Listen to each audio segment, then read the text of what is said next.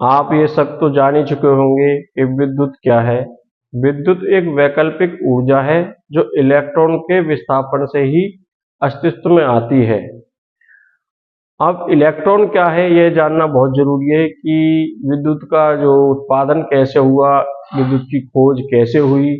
उसके लिए हमें जानने के लिए आधारभूत ज्ञान की जानकारी के लिए पहले हमें जानना पड़ेगा कि पदार्थ का वह छोटे से छोटा सूक्ष्म सूक्ष्म भाग जो खुली आंखों से हमें नजर नहीं आता, वही विद्युत का जनित्रिक होता है। जैसे एक किसी भी पदार्थ का ये एक कण, एक धूल का कण, जैसे कि आपने देखा होगा कि किसी बंद रूम में कहीं झरोखे से एक रोशनी आती है, उस रोशनी में छोटे छोटे कण नजर आते हैं जो कि आंखों से दिखते हैं, लेकिन उनका 60वां भाग ही परमाणु होता है। उसकी संरचना जो होती है, उसका जो व्यू होता है वो इस तरीके से होता है कि जैसे मैंने आपको इस डायग्राम से समझाने की कोशिश की है, इस तरीके का होता है। यह डायग्राम, यह परमाणु की संरचना हमारे सौर मंडल की संरचना से मिलती जुलती होती है। इसके सेंटर में जो है प्रोटॉन होते हैं और न्यूट्रॉन होते हैं, और ये ऑर्बिट है। ऑर्बिट में ये एक ऑर्बिट के जरिए ये इलेक्ट्रॉन चारों तरफ चक्कर लगाते रहते हैं और अपने सेंटर पे भी घूमते रहते हैं। जैसे सूर्य के तरफ पृथ्वी चक्कर लगाती है और अपने धुरी पर भी घूमती रहती है, ऐसे ये इलेक्ट्रॉन भी घूमते रहते हैं। अब किसी बाहरी फोर्स यानी कि मैग्नेटिक इंडक्शन फोर्स के से हम, या फिर किसी घर्षण से हम इस इलेक्ट्रॉन को तोड़ लेते हैं। जैसे किसी छड़ छड़ से, कांच की छड़ को हम किसी लेदर वगैरह पर अगर हम रगड़ते हैं तो वहाँ इलेक्ट्रॉन टूट करके एक आवेश चार्ज हो जाता है, और जो आवेश चार्ज होता है वह फोर्स होता है।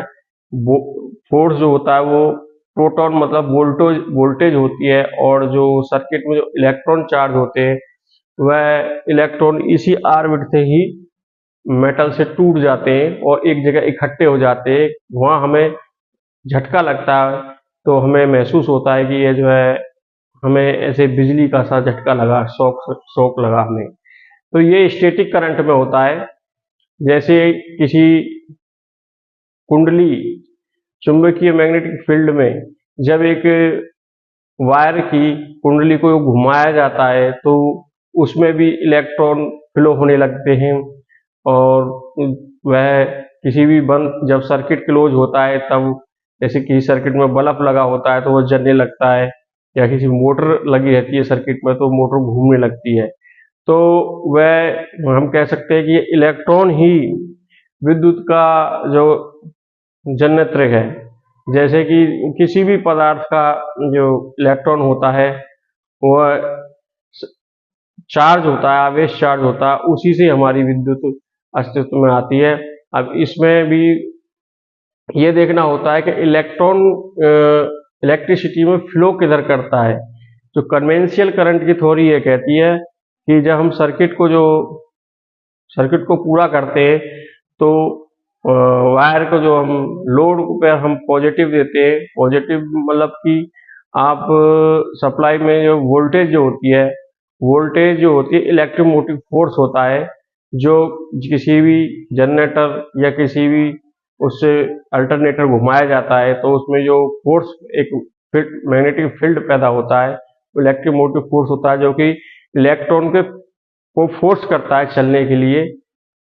जैसे फॉर एग्जांपल हम बताना चाहें कि आपने कभी देखा होगा घरों में वैक्यूम क्लीनर होते हैं या फिर कहीं लोडर होते हैं किसी मटेरियल को, जैसे प्लास्टिक इंजेक्शन मोल्डिंग कंपनियों में देखा होगा कि आपने एक वैक्यूम क्रिएट होता है और दूसरी तरफ से उसी में दाना जो है जाता है और वहाँ कलेक्ट हो जाता है, सर्किट पूरा हो जाता है। इसी तरीके से जैसे कि घरों में वैक्यूम क्लीनर होते, वह वैक्यूम से जो है डस्ट को अपने अंदर कलेक्ट कर लेते हैं। ऐसे अगर उसी वैक्यूम क्लीनर के जो पाइप के बीच में अगर हम कोई लगा दें, मोटर वगैरह कैसे कुछ लगा दें, तो वो घूमने लगेगी। इसी तरीके से वो फोर्स होता है इलेक्ट्रिक मोटिव फोर्स, जिसे ईएमएफ हम बोलते हैं।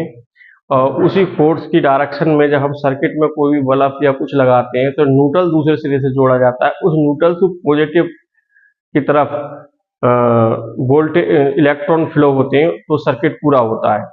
अब आप बात करते हैं स्टैटिक करंट। स्टैटिक करंट में यह उल्टा होता है। स्टैटिक करंट में जो आवेश चार्ज हो जाता है उसमें पॉजिटिव की तरफ से नेगेटिव की तरफ इलेक्ट्रॉन फ्लो करता है। तो आप ये सब जान चुके हैं। ऐसी ही जानकारी के लिए आप हमारे साथ बने रहें और चैनल को सब्सक्राइब करें, बेल आइकन को प्रेस करें, जिससे कि हम यह हमारा अध्ययन का और जो तरीका है जो आप तक हम ये नॉलेज पहुंचा सकें, और आपके सब्सक्राइब करने से हमारा मनोबल और बढ़े, जिससे कि हम आपको और अच्छी जानकारी देने में संभव हो सके। धन्यवाद।